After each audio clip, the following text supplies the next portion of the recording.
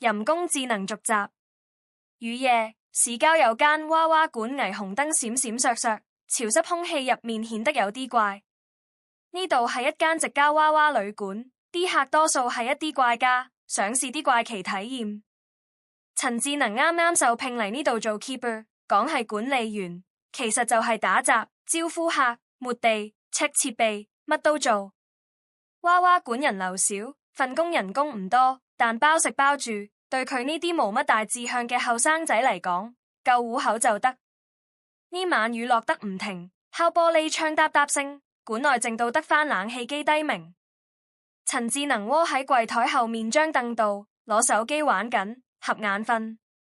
突然門鈴一響，佢抬頭一望，見個穿濕晒風衣嘅中年男人行咗入嚟。呢個男人瘦骨嶙峋，眼窩深陷，攞住個黑色公事包，滿臉倦容。佢話自己姓麥，叫麥佳，人如其名，嘴唇邊有大粒麥，聲沙沙地話要搵佢老婆。陳智能皺晒眉，心想呢條友怕係有啲精神問題啦。呢度啲住客全部係直交娃娃，邊有老婆？不過佢見慣怪客，懶得多口。麥佳拎出一沓濕晒嘅鈔票，話要包一晚，指定要瑪麗，館內一個編號07嘅直交娃娃，長頭髮、白皮，雙眼半閉，好似瞓緊咁，真人一樣。陳智能聳聳肩，收咗錢，帶佢入房，講句慢慢enjoy啦，就反櫃台。佢心裏暗笑，呢個世界真係乜人都有。反到櫃台，陳智能悶得發慌，開咗監控熒幕，想睇下呢個怪男搞咩。畫面切到07號房，麥佳坐喺床邊，望住瑪麗發呆。過咗一陣，佢開始低聲講嘢，聲音隔住麥傳過嚟，斷斷續續，好似同情人講心事。瑪麗，你仲係咁靚女，我想你好耐，唔好怪我。陳智能聽到頭皮一麻，呢條友真係當咗個娃娃係老婆咁對待。跟住畫面變得怪異又刺眼。麥佳除咗風衣，露出瘦得見骨嘅身形。佢伸手摸瑪麗塊面，手指順住條頸滑落，停喺胸口嗰度。佢雙手抖緊，好似好緊張咁輕撫。佢解開自己件衫，低頭吻瑪麗個嘴，嗰對半閉嘅直交眼無反應，但好似靜靜地望住佢。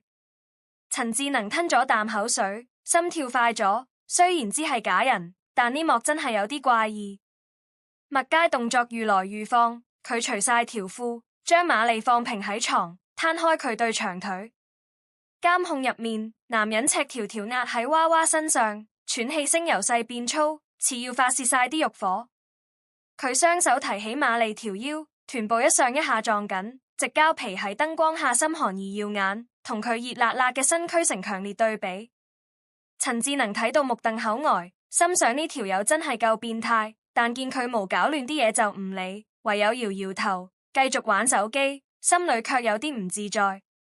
過咗個1粒鐘，房門突然砰一聲被撞開，麥佳連滾帶爬衝到櫃台，滿臉驚恐，汗同雨水暈晒落嚟。佢一手捉住陳智能條臂，聲震晒咁叫：我唔小心殺咗佢，瑪麗死咗，我殺咗我老婆，快報警！陳智能呆咗一呆，第一時間覺得呢條友發癲咗。佢推開麥佳隻手，敷衍咁講：大佬，冷靜啲啦，嗰個係娃娃，點會死？但麥佳好似中咗邪，話瑪麗真係死咗，仲話滿地血，要陳智能幫手搞亂屍體。陳智能覺得好笑，心想呢條友演技真係唔錯，想陪佢玩下。佢扮正經咁點頭：得啦，屍體我搞掂，你唔使驚。麥佳一聽，冷靜咗啲，話出去攞嘢。過咗一陣，佢拖咗個舊行李箱返嚟，明顯係後巷垃圾桶邊執返嚟，箱面污糟糟，仲有陣怪味。麥佳將箱推入房，陳智能跟住望咗一眼，見佢將瑪麗塞入箱，動作熟練得似試過好多次。之後，麥佳將箱推俾陳智能，喘住氣話：麻煩你拎去後巷掉咗，我要走。講完佢跑入雨中，唔見咗影。陳智能撇撇嘴，覺得呢個 game 幾好玩，拖住個箱去後巷。雨仲落緊，巷仔黑麻麻，得遠處盞壞燈閃緊。佢將箱放喺垃圾堆旁，拍拍手想走，但突然聞到陣腥味，低頭一睇，箱底滲咗啲暗紅色嘢出嚟，沿地面慢慢流開。傑陳志能心一沉，蹲低望清楚，嗰啲嘢黏粒粒，又腥，真係血。佢呆咗幾秒，心想玩得太過火啦。佢抖住手拉開箱鏈，入面竟然係一具赤裸女屍，唔係矽膠娃娃，係真女。佢皮膚白得發青，長頭髮亂晒，胸口有條深刀痕，血仲滲緊出嚟。佢塊面同瑪麗一模一樣，半閉眼瞪住虛空，嘴角掛住一抹怪笑。陳志能嚇到腳軟，跌坐喺地，腦入一片空白。點解會咁？剛剛監控明明係個娃娃，點解變真屍？佢抖晒跑返館內，直衝07號房。房內空蕩蕩，床鋪乾乾淨淨，連個娃娃影都冇。佢心跳得好亂，蹲低望床底，竟然見到07號娃娃縮喺嗰度，半閉眼同屍體一模一樣，望住佢笑緊。